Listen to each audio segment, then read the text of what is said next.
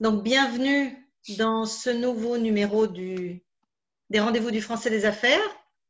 Aujourd'hui, j'ai le plaisir d'accueillir deux enseignantes ambassadrices du français professionnel, qui sont Liliana Mourou, qui est en Sardaigne et qui enseigne dans un lycée professionnel à Cagliari. Et nous allons vers le plus professionnel avec Marlène Vinke, qui, elle, organise dans une université professionnelle avec des élèves qui sont en alternance, des ingénieurs. Mais elle vous en parlera mieux que moi. Voilà. Donc, nous sommes ravis tous et toutes de vous accueillir pour ce nouveau webinaire. Donc, vous avez un petit chat sur la droite de votre écran. Vous pourrez vous poser des questions pendant l'intervention de Liliana et de Marlène, que je me ferai un plaisir de leur poser à l'issue de la présentation. Vous voudrez bien tous éteindre peut-être vos micros, surtout vos micros et vos caméras pour laisser la place à nos intervenantes. Et puis, je crois que j'ai tout dit. Donc, Liliana et Marlène vont chacune à leur tour nous présenter quelques outils, quelques activités qu'elles ont créées pour vous montrer combien c'est facile, pendant une petite dizaine, quinzaine de minutes. Et après, nous répondrons à toutes vos questions. Voilà. Donc, je m'efface et je laisse la place à Liliana. Bon webinaire à tous. Merci Yann. Alors, bonjour à tous. Tout d'abord, je voudrais remercier toute l'équipe du Français des Affaires de m'avoir invité à présenter ce webinaire. Et comme Anne l'a dit, je suis professeure dans un lycée technique professionnel, on dit commercial en Italie. Et donc, j'enseigne la langue professionnelle depuis plusieurs années. Et je suis aussi formatrice de diplôme de français professionnel. Et alors là, quand je travaille pendant mes classes, je commence par partager la première activité. Voilà. Ce sont des cartes de visite. Bien sûr, il y a des cartes de visite dans presque tous les manuels que nous utilisons normalement pendant nos activités du matin, donc pendant nos classes. Mais cette activité s'est avérée très utile, surtout au début des cours de préparation de mes élèves au diplôme de français professionnel. Parce que c'est une activité tout d'abord très facile à réaliser. Donc, moi, j'utilise Word normalement. Et donc, il suffit de décider quelles sont les données, les outils linguistiques qu'on veut mettre dans chaque carte. Comme vous le voyez, il y a bien sûr des noms. Normalement, j'en réalise 15. Donc, ce qu'il me faut au début de chaque cours, c'est d'immerger tout de suite les élèves qui proviennent de classes différentes et qui ont bien sûr des compétences différentes. Donc, il faut que tout le groupe soit immergé tout de suite dans un contexte plus professionnel. Mais je laisse quand même des activités, des choses un peu plus personnelles comme les loisirs. Voilà. Et ce qui donne la possibilité quand même non seulement de briser la classe, mais de les faire parler, donc de stimuler la conversation. Donc, ce qui est, disons, assez difficile pour les élèves, parce qu'au début, ils sont toujours très timides, ils ont tendance à se taire. Comme ça, comme je crée une carte pour chaque élève, voilà, ils ont ce personnage qui les accompagne tout au long de la formation. Et comme ça, voilà, c'est une espèce de compagnon de voyage qui les accompagne pendant la formation. Donc, je le disais, elles sont très faciles à réaliser et elles me permettent de proposer à mes élèves une grande variété de noms, de personnages, donc de travailler la langue en révisant par exemple l'alphabet, la compétence, donc renforcer la compétence savoir épeler. Toutes les nationalités, je me suis amusée à trouver 15 personnages avec des nationalités différentes, des villes, des situations de famille, des professions, mais aussi des sociétés, des entreprises commerciales réelles, donc elles existent. Et on peut faire dans une activité successive que je vais vous montrer tout à l'heure, où ils sont déjà bien insérés dans le cours de préparation, donc ils participent de manière active et ils font des recherches sur leur poste, leur profession, ainsi que sur leur entreprise, voilà, comme vous le voyez. Et les numéros de téléphone, ce sont des vrais numéros de téléphone que j'aurais cherchés grâce à Internet, donc en rentrant dans les sites de ces entreprises. Et bien sûr, les adresses électroniques que vous voyez, elles existent. Donc, j'ai fait quand même une recherche, bon, voilà, pour trouver, par exemple, l'adresse de l'hôtel Mercure ou bien un fournisseur d'accès Internet allemand ou belge, Proximus, etc. Voilà. Et je passe maintenant à la deuxième activité, qui est quand même liée aux cartes de visite. Il s'agit d'une fiche de présentation entreprise-société, comme je le disais tout à l'heure. J'utilise ces activités soit dans mes classes le matin et surtout dans les cours de préparation au diplôme de français professionnel affaires B1. Et voilà où les élèves doivent être capables de présenter un profil complet d'une entreprise commerciale selon les programmes suggérés par la Chambre de commerce de Paris. Bon, là aussi, il y en a, bon, des fiches, mais moi, je trouvais ces fiches assez incomplètes, donc elles étaient trop, disons, générales. Ben, donc, j'ai décidé, comme je veux bien préparer mes élèves, donc du côté théorique, pas seulement pratique, moi, j'ai décidé de développer ces fiches en ajoutant des choses un peu plus techniques, telles que, par exemple, le numéro d'inscription à la Chambre du commerce, le siège social, les types de produits que la société propose ou des services, s'il s'agit d'une entreprise de services, le chiffre d'affaires réalisé bon, pendant la dernière année, par exemple, ainsi que l'historique et l'évolution de l'entreprise, et bien sûr les contacts, les sites Internet, le numéro de téléphone.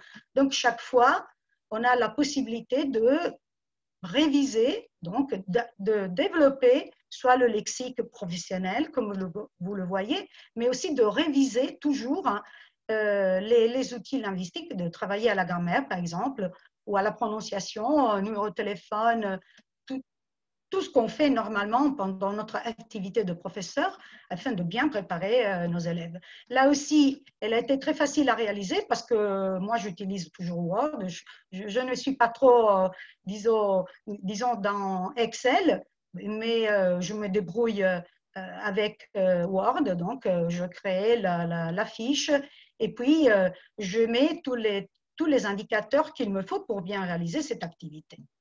Voilà, je vous présente maintenant la troisième activité. Et cette fois, voilà, disons qu'on est à la fin du parcours de formation des diplômes de français professionnel.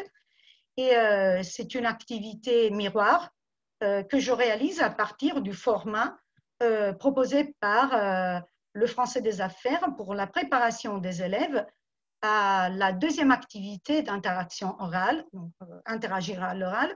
Les élèves doivent être capables, en utilisant cette fiche, de présenter, voilà, il y a une situation, la tâche à réaliser, bien sûr, et puis ils ont une fiche produit grâce à laquelle ils ont, pendant les 10 minutes de préparation, voilà, ils doivent être capables de présenter ce produit afin de convaincre un client potentiel de passer la commande, donc d'acheter le produit. Voilà, là encore, voilà, il y a des milliers de fiches techniques de produits qu'on peut repérer sur Internet. Il suffit de taper, ben voilà, moi j'ai tapé four à micro-ondes. Je propose comme là, ce qui m'intéresse est de développer, donc de renforcer le lexique des élèves en proposant toujours une grande variété de lexique, bien sûr, et de produits dans ce cas-là. Donc, normalement, moi, je crée 4 fiches, 3 ou 4 fiches, avec des produits qui sont peut-être, comme dans ce cas-là, des petits électroménagers, mais aussi, par exemple, des meubles hein, de bureau, donc du mobilier de bureau. Moi j'ai créé aussi une fiche, la fiche d'un vélo, par exemple, parce que là, comme vous pouvez le remarquer, dans un électroménager, il y a les puissances, il y a les watts, il y a des choses un peu plus techniques côté électricité, mais il y a aussi des informations commerciales, donc des données commerciales comme les services inclus dans cette vente et la livraison et la distribution de cet article. Donc, ce n'est pas vraiment difficile. La photo, je l'ai copiée tout simplement, je l'ai copié-collé et puis j'ai mis quelques touches de couleur, et voilà, c'est tout fait. Et puis là, j'ai inventé le nom d'une entreprise. Voilà, la situation, on la connaît parce qu'elle est déjà dans le format, dans la fiche proposée par le Français des Affaires. Et je vais tout simplement adapter mes données aux situations et à la tâche visée par cette activité 2. Voilà, j'ai terminé. Merci, merci beaucoup Liliana. Merci beaucoup Liliana. Donc on a bien Je vu, vous en prie. vous accueillez vos enseignants avec un brise-glace en les mettant dans un rôle, en leur faisant adopter un personnage tout au long de l'année. Et ainsi, ils rentrent peu à peu dans l'entreprise, eux qui sont encore au lycée, ils rentrent dans le domaine professionnel, Oui, oui, c'est tout connaissent à fait ça. après, rentrent dans l'identité d'une fiche d'identité d'une entreprise et peu à peu vont jouer le rôle d'un vendeur grâce à la fiche produit. Oui, c'est tout Et à tout fait ça. ça, et tout ça avec la cerise sur le gâteau pour les préparer éventuellement à passer un diplôme de français professionnel. Oui, bien sûr. Super. Eh bien, on va écouter Marlène à présent. Oui, donc bonjour à tous. Je remercie aussi toute l'équipe d'avoir pensé à moi pour ce webinaire aujourd'hui. Donc, moi, j'enseigne dans une école supérieure. J'ai donc des étudiants qui sont dans différents cursus, mais en général, j'ai donc des ingénieurs. Et donc, c'est une école en alternance. Donc, mes étudiants ont un pied déjà dans les entreprises, hein. Donc, ils sont vraiment 3 mois chez nous et ensuite 3 mois en entreprise. Et donc, c'est la raison pour laquelle nous avons vraiment dû adapter nos cours à leur demande qui est toujours, ils veulent du français pratique, ils veulent du français qui puisse être directement utilisé dans les entreprises. Et donc, comme nous savons tous, c'est la plus grosse difficulté en général, c'est de les préparer surtout à l'oral. Et donc, c'est la raison pour laquelle je voulais vous présenter mes activités qu'on essaye vraiment de faire à chaque fois, c'est-à-dire des interactions. Donc, des interactions, nous essayons vraiment d'en faire très, très régulièrement et on peut vraiment les faire à tous les niveaux. Donc, je vais vous montrer 3 interactions, dont la première, quelque chose de très, très banal, je dirais, sur notamment, par exemple, la prise de rendez-vous. Alors, mes étudiants veulent toujours quelque chose de très concret, c'est-à-dire que nous travaillons certes avec un livre, mais un manuel a toujours ses limites, surtout concernant l'oral, je trouve, hein, concernant le français des affaires surtout. Et donc, nous préparons toujours des feuilles de vocabulaire qui sont vraiment précises, avec aussi du vocabulaire qui peut être simple, mais qui est vraiment, qui peut être utilisé dans une situation concrète et ensuite ils sont en interaction pour immédiatement le mettre en pratique. Alors, je vais vous montrer quelque chose d'abord de très simple. Nous allons vraiment d'un niveau de A2 jusqu'à fin B1. Pour ces activités-là. Mais c'est possible aussi tout à fait d'en faire pour des débutants. Donc, par exemple, pour les rendez-vous. Donc, pour les rendez-vous, nous faisons donc une petite feuille de vocabulaire, comme j'ai dit, sans exagérer le nombre de propositions, hein. Donc, comment prendre rendez-vous avec différentes possibilités, comment déplacer, annuler un rendez-vous, donc avoir un empêchement, être absent, être occupé, en déplacement, en réunion, donc pour leur donner vraiment toutes les possibilités, les raisons pour lesquelles on ne peut pas, on doit donc déplacer un rendez-vous. Et voilà. Et en fait, donc c'est tout. Donc après avoir vu ce vocabulaire ensemble, je les lance directement donc sur une petite interaction. Alors, en général, les étudiants, quand ils entendent jeu de rôle ou interaction, sont toujours un petit peu réticents. Mais dès qu'ils ont leur rôle, ils sont vraiment à 100%, ils s'identifient vraiment à la personne qu'ils doivent représenter. Et donc ici, c'est un petit jeu de rôle qui dure vraiment 10 minutes, qui est toujours très très facile à intégrer. Donc ici, par exemple, déplacer un rendez-vous. Donc à chaque fois, nous avons donc 2 rôles. Ici, par exemple, il y a un change. Non, c'était déplacer un rendez-vous. Excusez-moi, je vous ai montré. Non, c'est bien ça. Changer le programme, pardon.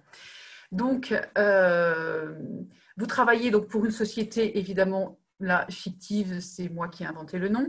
Et vous venez d'apprendre que vous devez impérativement assister toute l'après-midi du mercredi 23 mars à une réunion, alors que normalement, donc, on avait un rendez-vous avec une correspondante. Les étudiants doivent donc consulter leur agenda et téléphoner à la correspondante pour déplacer ce rendez-vous. Donc, évidemment, comme c'est moi qui ai créé cet agenda, il y a une seule possibilité, il y a un seul petit créneau. Si on a de la chance, le jeu de rôle va durer assez longtemps et les étudiants ne trouveront vraiment ce créneau qu'à la fin, puisque évidemment c'est le vendredi et normalement ils font ça de façon chronologique. Donc fabriquer un petit agenda comme ça, c'est finalement c'est fait très rapidement et ça les fait bien parler. On essaie toujours de faire des situations complètes avec salutation, présentation du problème et vraiment jusqu'à la prise de congé. Donc on attend vraiment toujours un jeu de rôle complet. Et ensuite, c'est toujours sympa de faire jouer un groupe, donc de faire jouer 2 personnes devant tout le groupe. Activité qui d'ailleurs fonctionne très bien quand on utilise par exemple Zoom aussi, en utilisant les breakout sessions. Ça fonctionne aussi très très bien quand on les envoie comme ça dans des petites salles. Donc ça, ce serait un petit jeu de rôle à 2 qui est toujours très facile à faire. Et c'est tout à fait aussi possible de faire des interactions avec des groupes plus importants. Ça peut être vraiment très sympa de faire jouer aussi plusieurs personnes. Et j'ai par exemple ici une situation inspirée d'une situation personnelle, puisque presque tous les jeux de rôle sont inspirés de situations réelles. Nous écoutons toujours à droite, à gauche les expériences des personnes de la famille ou des amis pour savoir comment pouvoir utiliser ça aussi dans nos cours pour que ce soit vraiment quelque chose de tout à fait authentique. Et donc, quelque chose qui a toujours été très difficile, qui est très difficile finalement quand on arrive dans une entreprise, il y a toujours ce côté faire la conversation, faire un petit peu de small talk. C'est quelque chose qui, finalement, pour mes étudiants, n'est pas si évident que ça. Alors, bon, là, j'ai fait un document qui est un petit peu plus grand parce que j'avais utilisé ça pour plusieurs interactions.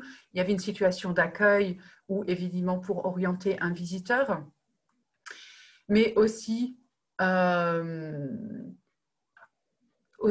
exemple, ici, pour quelqu'un qui va travailler à l'accueil, par exemple,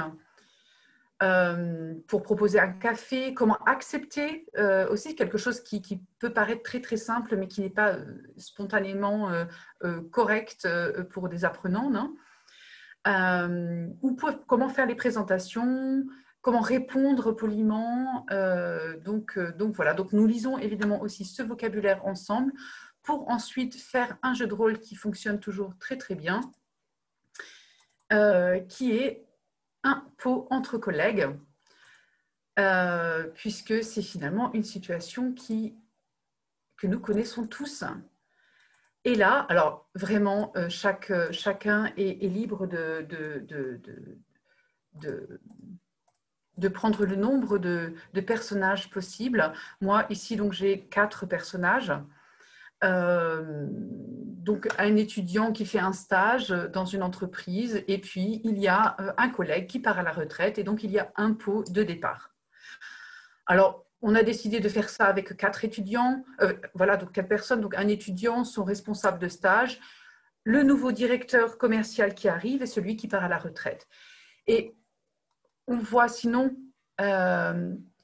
pour que le jeu de rôle soit un petit peu plus étoffé, nous leur donnons toujours quelques petites directives, hein, pour pas que ça se limite au small talk du quel temps il fait, et voilà. Hein. Donc, vous parlez avec votre responsable de stage en lui demandant des précisions sur le personnel de l'entreprise, sur les différents services, sur l'organisation générale.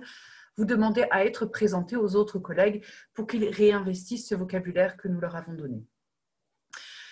En fait, ça, en général, ça fonctionne vraiment très, très bien puisque ça amène les étudiants à parler et à poser vraiment des questions aussi sur, par exemple, l'organisation d'un stage parce qu'ils se mettent vraiment bien dans le rôle et peuvent imaginer, OK, si je suis en France et que je fais un stage, qu'est-ce qui m'intéresserait, non? Ce qui est vraiment notre but. Et donc là, on peut vraiment faire le nombre de fiches qu'on veut selon la taille du groupe. Ça peut m'arriver aussi d'en enlever un, par exemple, il n'y a pas le nouveau directeur n'est pas là, il n'y a que celui qui part à la retraite. Donc en fait, on est totalement flexible. Et l'interaction est immédiatement là et donc les étudiants peuvent être actifs et ils ont vraiment l'impression d'avoir aussi quelque chose qu'ils puissent utiliser immédiatement. Hein. Et donc, comme vous pouvez voir, donc, il y a vraiment, on peut faire sur beaucoup de thèmes, donc là le changement de taille entre collègues, beaucoup de situations voilà, de quotidien à l'entreprise, pour finalement arriver après au gros jeu de rôle. Hein. Mes étudiants, je les ai pendant 2 ans. Donc, on commence évidemment petit pour finir avec des jeux de rôle qui sont peut-être comparables justement à ceux du diplôme de français professionnel, notamment par exemple la vente. Quand on commence la vente, donc j'ai trois possibilités de les préparer, donc de les introduire à cette interaction. Il y a la possibilité vraiment de leur montrer ces vidéos du bon vendeur et du mauvais vendeur, hein, pour qu'ils voient déjà, OK, quelles questions je dois poser. Ou alors, il existe des textes. Et évidemment, je leur donne aussi du vocabulaire, puisque mes étudiants ont cette fâcheuse tendance de me dire qu'ils n'ont pas forcément d'idées. Et donc, je leur propose comment convaincre le client. Donc, un produit on peut trouver des arguments pour la sécurité, pour l'écologie, ou alors pour l'économie, mais aussi pour la commodité, par exemple, pour la compétitivité. Donc, comment essayer de vendre son produit en donnant des arguments de vente. Donc, on leur mâche un petit peu le travail. Pourquoi? Parce qu'il faut que ce soit vraiment utilisable immédiatement. Les exemples d'arguments avec beaucoup d'adjectifs pertinents comme c'est fiable, c'est original, c'est unique, c'est simple, pratique, solide, etc. Donc, ce vocabulaire donc, que nous faisons ensemble, puis pour en venir donc, au grand jeu de rôle. Donc, qui se fait vraiment à la fin des études, celui-ci, puisqu'on arrive à un bon niveau B1. Et là, c'est clair que pour ce jeu de rôle-là, nous avons besoin de temps, mais c'est quelque chose qui fonctionne aussi très, très bien. Situation inspirée d'une situation personnelle, comme tous nos jeux de rôle, en fait. Il suffit juste d'être à l'écoute un petit peu du quotidien des proches. Et donc ici, il s'agit d'une personne qui a déménagé, qui vient d'acheter une maison, qui avant était en appartement et s'aperçoit qu'il doit absolument tondre la pelouse et qu'il n'a pas de tondeuse à gazon. Il a donc rendez-vous avec un représentant pour acheter une nouvelle tondeuse à gazon. Et évidemment, quelques petites complications, puisque tout ne doit pas être très simple. Il faut vraiment penser que le mari ou la femme a des problèmes de dos, donc il va falloir vraiment questionner sur le poids ou la force de la machine, en fait. Malheureusement, il n'y a pas de prise extérieure, donc il va falloir poser la question, ok, une électrique ou plutôt une thermique, non? Il n'a pas d'endroit pour ranger la tondeuse et il veut la tondeuse dans 2 jours. Non? Donc ça, ce sont vraiment les choses qu'il doit absolument avoir. Et donc le rôle du vendeur qui est un rôle qui est aussi assez détaillé. Donc ils ont vraiment tout ce qu'ils doivent, essayer d'obtenir comme résultat. Donc ils ont 2 modèles. Mais il n'y a aucun modèle qui est vraiment idéal. Je l'ai fait un petit peu exprès pour qu'il y ait négociation, parce que le but ce n'est pas forcément le résultat, le but, c'est la négociation. Qu'ils soient vraiment capables de poser des questions concrètes sur les qualités des produits et pour ensuite décider vraiment du produit qui est parfait pour eux. Pour le vendeur, même chose, en posant des questions aux clients, de trouver vraiment ses besoins et d'essayer d'adapter son produit. Donc, avec un descriptif donc, du rôle, et j'ai 2 produits avec évidemment avec du vocabulaire de traduit, mais n'oublions pas que la plupart de mes étudiants sont ingénieurs et en général aiment beaucoup la technique, donc ce n'est pas forcément un problème de leur donner de la technique. Donc voilà, donc ils ont ces 2 produits et doivent essayer de trouver lequel est le mieux pour le client. Donc voilà, ce sont 3 exemples. Donc comme je vous l'ai dit, pour les interactions, en fait, on peut vraiment faire à tous les niveaux. C'est vraiment très simple. Il suffit juste de se mettre vraiment dans le quotidien, dans son propre quotidien et de remarquer que finalement, toutes les situations que nous avons tous vécues peuvent être adaptées pour les cours et donc pour, par exemple, faire parler en français professionnel. Voilà, merci. Merci Marlène. Ben, en effet, ça paraît tout simple comme ça. Donc, vous avez, un public qui est déjà en entreprise, donc qui a besoin de choses vraiment concrètes, vraiment utiles, efficaces tout de suite. Donc, pour les aider à intégrer plus facilement cette entreprise et répondre à toutes les demandes qui peuvent arriver pendant l'entreprise, vous profitez de vos conversations avec vos amis, avec votre famille, vous cherchez des cas concrets qui arrivent dans la vie de tous les jours et vous créez ces histoires que vous partagez avec vos étudiants, ce qui leur permet d'être vraiment quelque chose de concret, notamment ces pots entre collaborateurs. Et c'est vrai que c'est des choses qui arrivent assez fréquemment. Je le vois bien au sein du Français des affaires. Nous accueillons souvent des stagiaires étrangers et ils tombent 2 jours plus tard un pot d'un départ, de quelqu'un qui part à leur retraite ou qui part pour un nouveau poste. Et à ce moment-là, la personne qui est en stage peut faire connaissance avec les gens de l'entreprise et avoir de la conversation, avoir ces éléments de conversation que vous proposez. Voilà.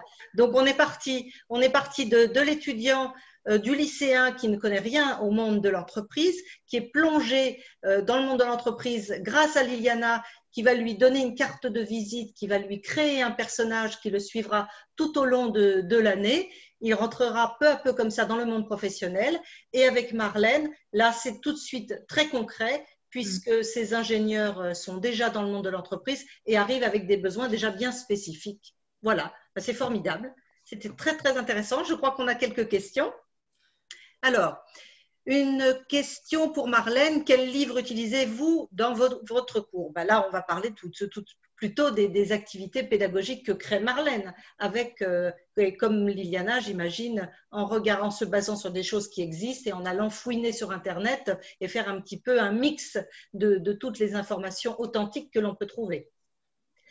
Une autre question, une question pratique pour Marlène. Les directives sont en français. Ouais. Vos étudiants ont-ils besoin de beaucoup d'aide pour les lire au préalable? Devez-vous recourir à la traduction? Quel est le temps imparti pour la compréhension des directives? Alors, sincèrement, le but est vraiment que ça fonctionne, donc j'adapte vraiment. J'ai effectivement le problème que j'ai certes des étudiants, mais certains ont fait une pause de 2-3 ans avant de prendre leurs études. Hein. Donc pour certains groupes, je dois donner plus de temps ou donner plus de vocabulaire. On va pas forcément traduire avec, je vais pas tout traduire naturellement, non. Mais bon, par exemple, on a vu pour la tondeuse à gazon, je mets vraiment entre parenthèses, sac de ramassage, quoi. Hein. J'ai mis le mot allemand entre parenthèses. Mais bon, ça dépend vraiment du groupe. Le temps imparti, comme je vous dis, je leur laisse le temps dont ils ont besoin. Je vais être franche. Pour un examen, je leur donne pour un long jeu de rôle, comme par exemple pour la tondeuse à gazon, ils ont à peu près, ouais, parce qu'ils ont 2 parties, bon, ils ont 20 minutes, 25 minutes. Très bien. J'espère que ça répond à votre question, Marie. Alors, une autre question. Avez-vous des conseils, des ressources pour trouver des documents sur Internet? C'est vrai que Internet, c'est très large. Je pense que vous pourriez regarder à nouveau un webinaire que Meryl Mossir avait présenté sur justement trouver des ressources sur Internet que vous trouverez sur le site du Français des Affaires. Elle donne quelques petites pistes pour trouver les bonnes choses. Mais peut-être avez-vous des conseils, Liliana, Marlène? Je peux intervenir? Bien sûr. Comme Marlène l'a dit, moi, par exemple, je trouve que les vidéos réalisées par le CFA, donc comme Marlène l'a dit, les techniques de vente, le bon vendeur en produits bio ou bien en fruits et légumes, le mauvais vendeur, voilà, elles sont formidables. Et donc, il faut toujours trouver du matériel authentique qui soit court, donc qu'on peut exploiter plusieurs fois. Par exemple, moi, je le fais la première fois sans le son, la deuxième fois avec le son. Donc, pendant le premier visionnage, je demande aux élèves de se concentrer sur les gestes, la posture professionnelle ou les expressions faciales afin de, par exemple, n'être pas dérangé par les mots, les phrases, etc. Comme ça, ils disent non, mais il ne se regarde pas le type là, il ne regarde pas la cliente ou le client, il fait n'importe quoi. Bah donc, voilà, il gesticule un peu trop. Voilà, sa posture professionnelle n'est pas trop vraiment professionnelle. Et avec les sons, bah voilà, bien sûr, on se concentre sur les clichés de la vente, les phrases qui sont vraiment utiles. Voilà, tout ça. Donc, moi, je trouve que ces vidéos sont formidables et je les connaissais pas. Et donc, pendant la formation que j'ai faite à Rome il y a 3 ans avec Dominique Frein, et justement, bon, elle nous a montré ces vidéos et c'était voilà, formidable. Donc, je vais les utiliser pendant mes cours. Voilà, c'est comme ça. Donc, le bouche-oreille, ça marche, ou bien quelque chose qu'on te conseille, des collègues, le partage d'informations, ou bien tout simplement, comme je suis curieuse, je fais des recherches sur Internet tout le temps. Bah donc, je dois trouver une fiche produit, je dois trouver une société. Bon, pour ce qui concerne la fiche société, depuis quelques années, j'utilise la société Raja. Moi, je trouve que cette société est extraordinaire. Elle a une PDG formidable qui fait de très belles vidéos et qu'on peut utiliser. Donc, elles sont sur YouTube, elles sont aussi dans le site de la société Raja. Et moi, je dis aux élèves, on pourrait faire un coup de commerce pendant toute l'année en utilisant le site de cette société parce qu'il est vraiment génial. Il est vraiment très bien réalisé. Donc, voilà. Donc, moi, je fais des choses comme ça. Donc, je cherche toujours des choses assez authentiques à proposer à mes élèves. Mais sinon, forcément, il faut les adapter comme pour la carte de visite. Et la carte de visite peut commencer en première année. Donc, elle va être toute simple, le nom, le prénom, l'âge, la nationalité, le numéro de téléphone et l'adresse électronique. Et petit à petit, la carte de visite grandit au fur et à mesure que les élèves progressent dans leur formation. Et en troisième année, ils peuvent fréquenter les cours de préparation au DFP. Donc, ils vont rencontrer une fiche comme ça qui est comme un pont, donc un trait d'union entre le personnel des 2 premières années et la préparation spécifique professionnelle des dernières années. Ben voilà, donc ces activités se sont avérées vraiment très utiles et très sympas à utiliser avec les élèves qui sont des adolescents, pas des adultes comme les élèves de Marlène. Bon, c'est parfait, c'est très, très chouette tout ça. Alors, est-ce que d'autres questions de Tetiana? Merci Marlène et Liliana pour vos belles interventions. Question pour vous deux. Avez-vous dû passer au distanciel avec vos apprenants à cause de la crise sanitaire? Je crois que personne n'y a coupé. Si oui, quelles modifications avez-vous éventuellement apportées à ces activités dans un tel cadre? Oui, je peux le dire. Allez-y, Est-ce que je Liliana. peux le dire? Oui, oui, oui. Bon, alors à cause du Covid, bien évidemment, parce que le Covid a tapé dur sur le monde entier, et ben donc je peux dire comme je viens de débuter, donc mon cours de préparation au prochain DFP a débuté le 1er décembre, donc c'est tout récent, à cause des protocoles assez rigides qu'on a dans notre lycée. Et le cours se fait en présentiel, donc j'ai mes élèves, mais au lieu d'utiliser des techniques qui sont très efficaces et que j'utilise chaque année. Donc, par exemple, pour la carte de visite, je dispose de mes élèves en cercle, donc on est tous ensemble dans un cercle, ce qui permet une ambiance conviviale. Donc, on n'utilise pas le format classe, voilà, où les élèves sont en rangée et ils ont tendance à regarder le professeur. Nous le savons très bien. Donc, les élèves ont toujours tendance à nous regarder. Et moi, je veux qu'ils commencent à interagir entre eux. Dans une véritable posture professionnelle, on maintient le contact visuel, on se regarde, ben voilà, on s'assied comme il faut, donc sur une chaise, donc on a tendance à garder sa posture, etc. Et cette année, cela m'a fait vraiment mal au cœur de devoir renoncer à tout ça parce qu'on doit porter un masque, ce qui gêne l'interaction orale. Les élèves sont timides, surtout au début du cours, donc ils parlent vraiment très, très, très, très bas. Et avec le masque, on n'entend presque rien. Donc, je dois les stimuler à parler un peu plus fort chaque fois.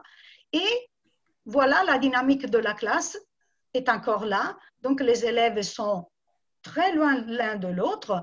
Ils ont tendance à nous regarder, à me regarder. Et ben voilà, ben voilà, donc voilà, j'ai vraiment du mal à les faire travailler comme je le faisais auparavant. Donc, cette situation sanitaire a impacté, je dois le dire, mais il faut s'adapter. Ce que je dis, ce que je conseille à mes élèves, comme ils sont des adolescents, ils n'ont pas d'expérience.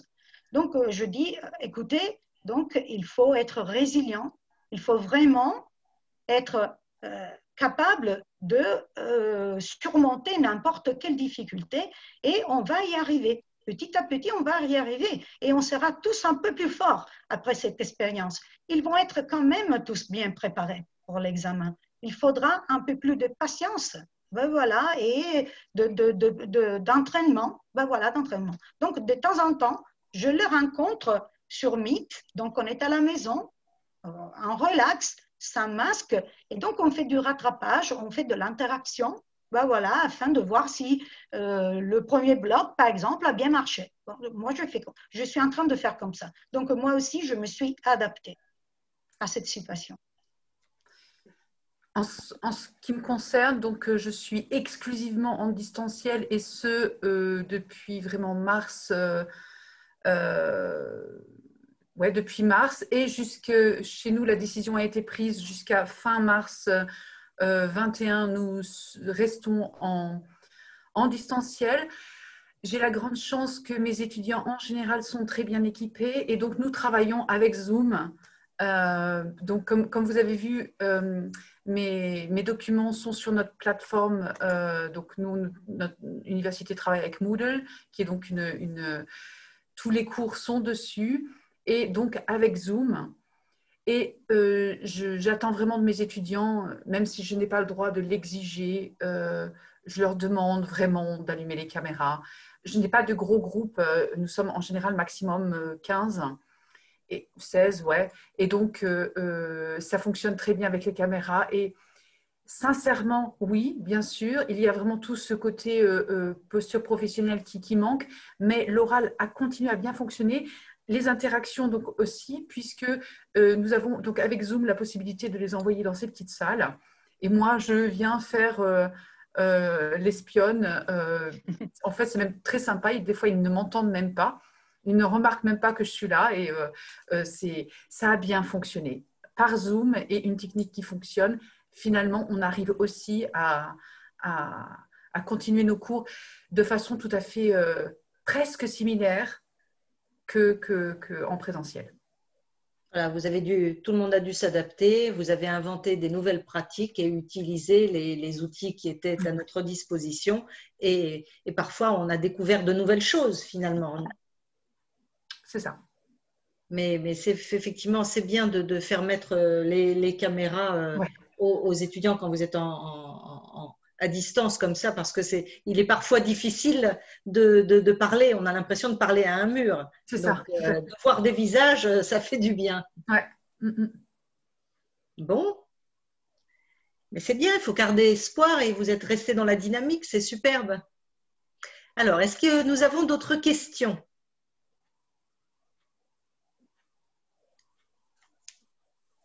Il semblerait que vous ayez convaincu tout le monde. Bon, vous avez vu, c'est très facile de faire des activités pédagogiques.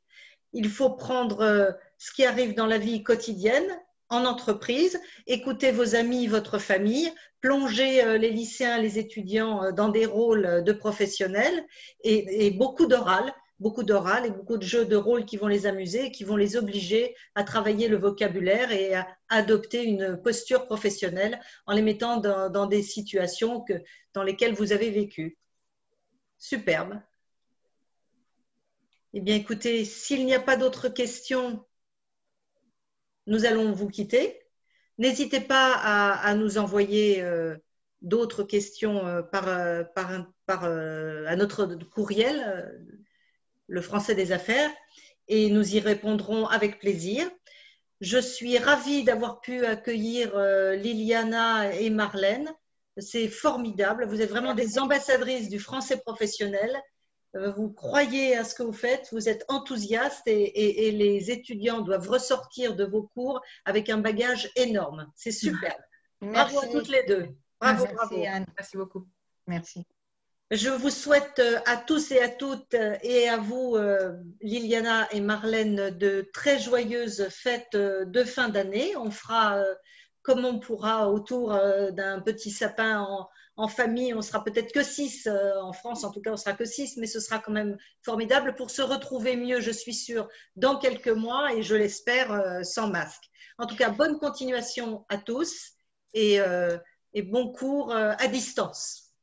À très vite, à très bientôt.